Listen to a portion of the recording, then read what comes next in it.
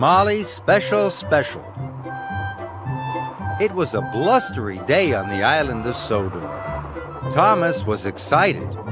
He was on his way to meet a new engine called Molly. She was waiting as he pulled into the yards. Molly was bright yellow. She had great big wheels and a shiny funnel. She looked very smart. "Hello," Thomas puffed cheerfully. "Hello," Molly chuffed back. Molly looked sad. "What's the matter?" asked Thomas. "Emily laughed at me because I have to take empty freight cars to the coaling plant," Molly puffed sadly. "I want to take full freight cars like a really useful engine." This made Thomas feel sad. How can I help Molly feel important, he thought to himself. Then he saw some tarps flapping in the wind. This gave Thomas an idea.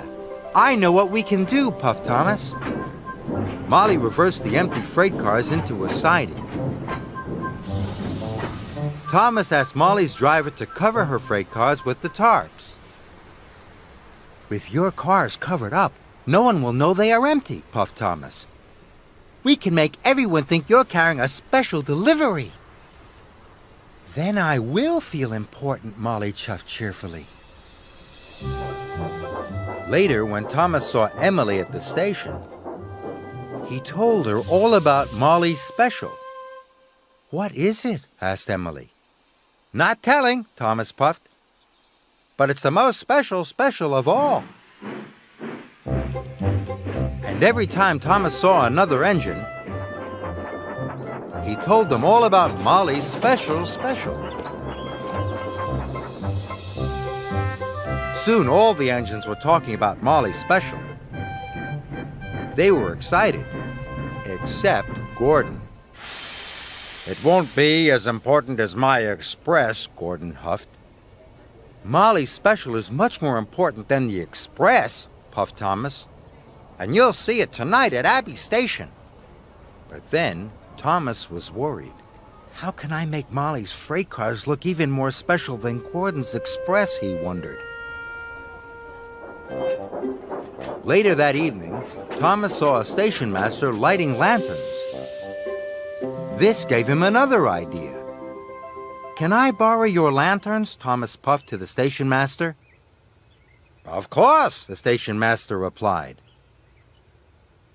Soon, Thomas's trucks were filled with the lanterns, and he puffed away to find Molly.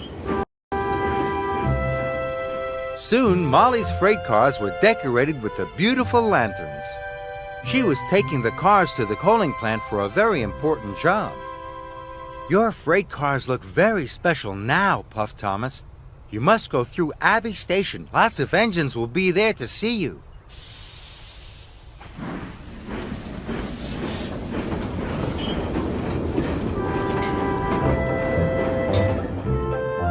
The lanterns on Molly's freight cars twinkled like stars in the night.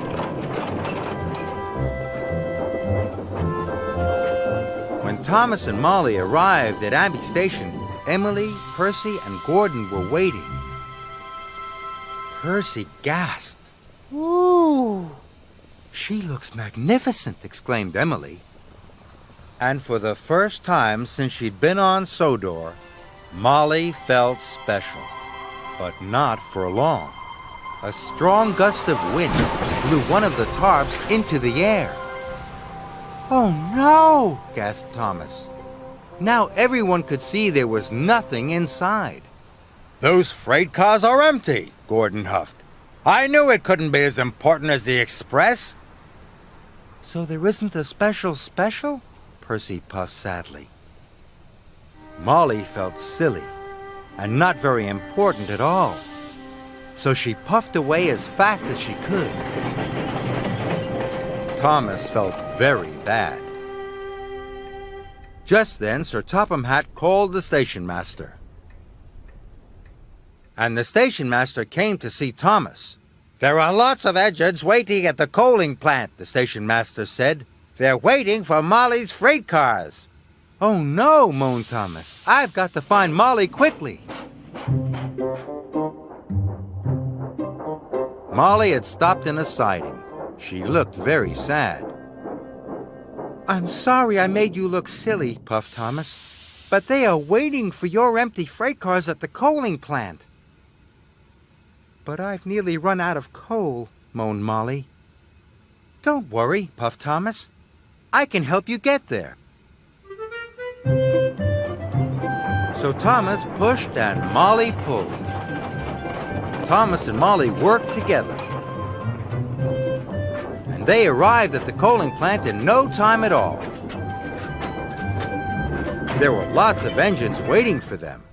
They all needed the empty freight cars to start their nighttime deliveries. Your empty freight cars were important after all, puffed Thomas. Molly felt so proud it made her axles tingle. We need even more freight cars, chuffed Henry. I'll get them, Molly chuffed cheerfully. And I'll help, puffed Thomas. Molly filled up with more coal, then Molly and Thomas raced back to the yard. They collected some more empty freight cars, and they puffed quickly away.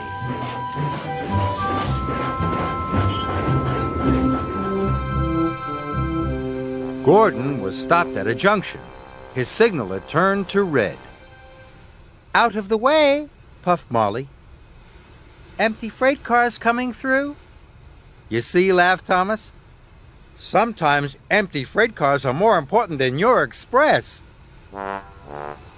Gordon's face went as red as the signal. And Molly felt more special than special.